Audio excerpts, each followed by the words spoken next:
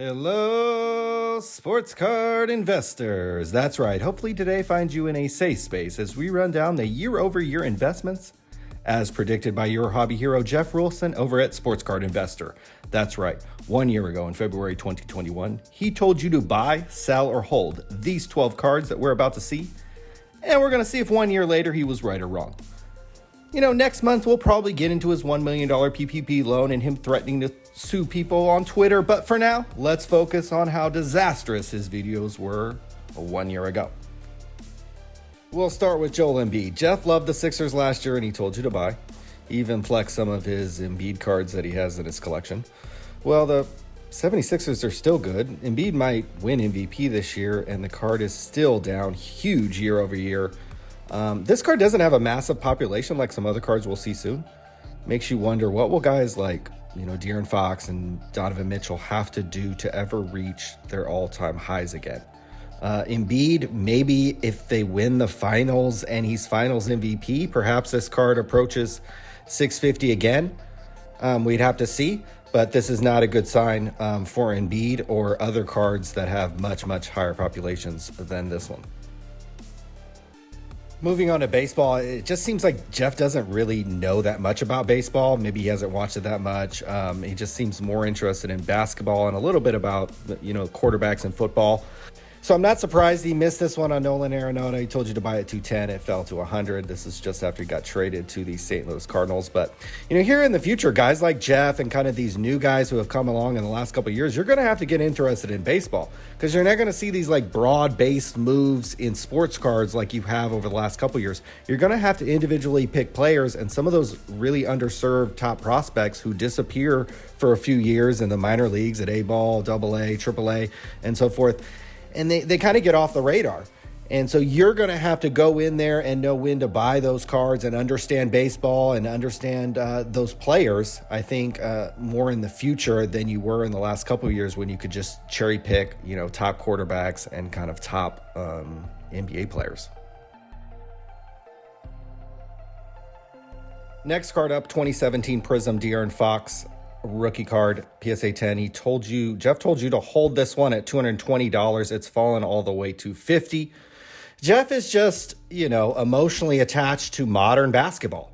So it's rare that he even tells you to sell any modern basketball. He's just super emotionally attached to that. You can see that in these videos. You can see that in some of his other videos from February that we'll talk about a little bit later. Just super either emotionally or financially invested into, or probably both, modern NBA basketball at this time and maybe even still. And so he just makes some really horrible calls on basketball players like De'Aaron Fox. Fourth card, Rob Gronkowski, 2010 Topps PSA 10 rookie card. Told you to buy this one. His rationale was he thought Gronk was going to retire and that he'd remain as popular or more popular after his career was over, and thus his cards would continue to accelerate. I don't actually necessarily disagree with him. This card has gone down because, the broader market has declined, but it actually hasn't declined that much. The population on something like this is pretty low. And so in the long run, Jeff may turn out to be right on this one, but in the short term, this card is still down a hefty amount, and Jeff is now 0-4. Next card, and this is almost like cheating if you're a content creator, Deshaun Watson. We're going to keep this a family show, but you can Google what he was facing this time last year. And so anybody with half a brain in the sports card world would have told you to sell this guy's cards, and that's exactly what Jeff did. And of course, this card has gone down for a number of reasons, including, Deshaun Watson's kind of legal status. So this $700 loss remarkably gets Jeff back into the positive on the money side. But again, this is an absolutely cheap call here because if you Google what Deshaun Watson was facing last year, anybody with half a brain was telling you to sell this guy's cards. Next one, just another cheap one. The Cowboys, when Jeff made this call to sell the Zeke Elliott rookie card PSA 10, Zeke Elliott wasn't playing in the playoffs. So the Cowboys were out of it. Of course, this card was probably going to have a little bit of a slide in the offseason. So anyways, Jeff has now regained some footing and is now 2-4 and back in the positive on the money side. Back to basketball, and this is where Jeff makes his emotional and kind of financial mistakes. Ben Simmons, Donovan Mitchell, Jason Tatum. Again, 3 overpopulated cards, 3 cards that had been on a major heater, and 3 guys who are rising stars in the league, but certainly haven't done anything or made it. Ben Simmons can't even shoot free throws, so I don't know why you would want to ever collect this guy's card from the day he got into the league. But with these 3 losses, this puts Jeff massively behind the 8 ball as we go to the last 3 cards that he predicted last year in February. Next card, and this just shows how bad Jeff is at sports card investing. The month prior, he told you to sell this Carson Wentz card. Literally told you to sell it. And now he's back telling you to buy it. Only because he had gotten traded to the Colts or whatever had happened. So he treats these cards like a fantasy football team. Carson Wentz, opportunity opens up, buy his card. That's not necessarily how things work across all sports. So Jeff's just super naive, super new, and these videos just prove it out. Card after card after card and prediction after prediction.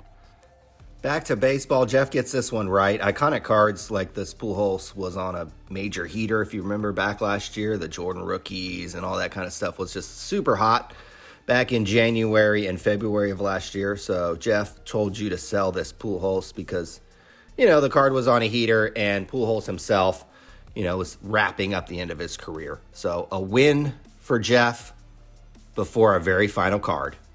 Last card, killing him, Mbappe, 2018 Prism PSA 10. Jeff was telling you to buy this sucker at around $1,200. This thing's fallen all the way to around $360. Can somebody tell these new sports card investors that nobody in America cares about soccer unless you're a soccer mom and you're one of those little rich kids? Period. Nobody cares about soccer. I get that it's growing a little bit, but it's about the equivalent of hockey in this country. Okay? Football still rules the roost in America. Basketball's right up there. Baseball is dwindling, but more people care about baseball in this country than soccer. So stop telling people to invest in soccer cards until something changes. So Jeff finishes the month of February 3-9, down over $2,000. Absolute disastrous picks from the sports card investor, Jeff Wilson. But it was a couple other videos that I do want to briefly talk about that I think are equally damaging to the hobby than making disastrous card picks on your YouTube channel. Here's one of the videos he released last year in February called 7 Reasons Why Modern Cards Will Spike Again. Well, we all know that hasn't happened. And spoiler alert, let's go over quickly the 7 reasons he gave. First one, he said the new basketball releases are coming out. Again, Jeff is emotionally and financially attached to these modern NBA cards, so he cares greatly about these new cards that are coming out. God, Panini should have stopped releasing cards, and maybe that would have helped the prices. It turns out they maybe made too many of these cards. Second thing he said, better rookie play. Hey, a lot of these rookies have played AAU or high school or college and have only played 30 games. By the time February rolls around, they're ready to chill and play video games and do God knows what. So I don't think that's necessarily true that you get better rookie play in any sport down the stretch, sans a couple guys who are elite level talent. Third reason he gave, busier sports schedule. Turns out when some of these guys play, you guys actually see that they're not that good. So I don't know if that's necessarily the best thing. Cards went up during COVID when nobody was playing. So, I don't think that's the best reason. 4, he said, collecting modern is more fun. Again, just sounds like a used car salesman who's emotionally and financially invested in his used cars, telling you which cars to buy. Instead of cars, we replace these with sports cards. So collecting modern is more fun. That's very subjective. Jeff could think that. I could think something different. You could be watching and have a whole different perspective. And all of us could be right and none of us are wrong. So I don't know why he's trying to convince you that collecting modern is more fun. I think that's actually stupid. 5th reason, fractional ownership companies. And we'll get into his last video. Most of you have never even heard of these companies. But again, another stupid reason, and just something probably lining Jeff's pocket. That's why he mentions that. 6, iconic cards will cool down. This is the only thing that he said that has actually happened. Iconic cards did cool down with the broader market, and that did happen, but it didn't mean that money would automatically shift into modern cards. Turns out people had to start buying stuff that started going up with inflation, or they stopped getting money from the government, so they stopped buying sports cards. So they didn't just stop buying iconic cards and then switch back into buying modern. No, they just got out of collecting and buying cards by and large.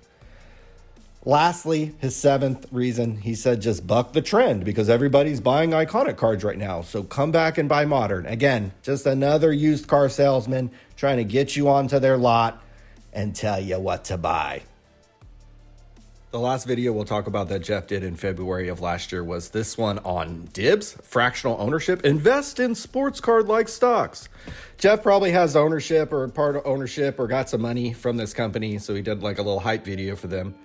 Aren't these videos as, damaging as anything that you see on Sports Card Radio's channel that you guys say is negative for the hobby or bad for the hobby? When you guys promote these kind of websites that have barely been around and that nobody uses and that we're not really sure about the liquidity on, kind of like you guys that promoted Mark's Cards and some of these other people, scammers in the hobby. So you're quick to promote companies that put $1 in your pocket or give you some ownership or throw you some cards. And you're very, very quick to point the finger at people that you perceive as negative. I just hope people like Jeff turn the mirror around to themselves, watch some of their videos from a year ago with a critical eye. Are those videos negative? Are those videos negative? Are they as negative as anything you see on Sports Card Radio's channel? Ask yourself that. I've already spent way too much time on this clown. We'll be back another time, another place. Thanks for watching. See you next time.